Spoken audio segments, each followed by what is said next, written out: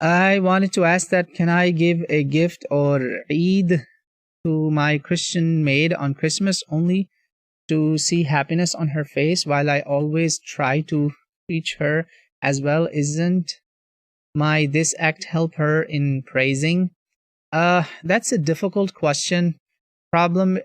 So on Christmas, if it's okay to give them things, especially they're your maids and stuff, because they may have needs. Okay. However, the problem is the same, that we are contributing to the shirk, partnership of God. Look outside the churches. A lot of churches, they're right. Lord is born. God is born today. So when I'm giving her money on that day, or to my employees, I know in Muslim countries people are doing that just to, please our Christian brethren.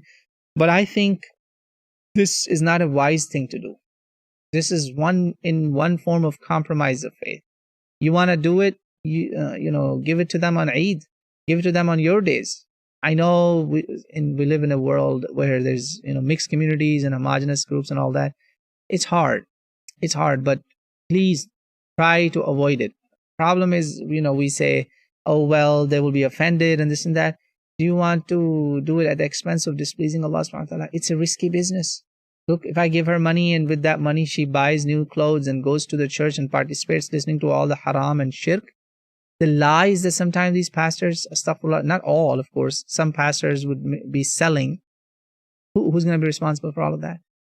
Right? So it's a questionable business. Avoid it if you can, or at least give them things that would fulfill their basic needs, like take care of some medical need, pay a medical bill, things like that are not directly contributing to the celebration part. So it's okay in the end of year, maybe a week before or week after, give them something that would fulfill some needs, but do not participate in decoration and celebrations. Then we are actually affirming it for them that you're on the haqq, you're on the truth, or you do what you want to do. I don't have to give you da'wah. That's dangerous. The message we have to give them is that we're not celebrating Christmas and Easter because these both holidays, you have a very serious connotation with it. In fact, Christmas and Easter both have problems of shirk associations with it. May Allah save us all.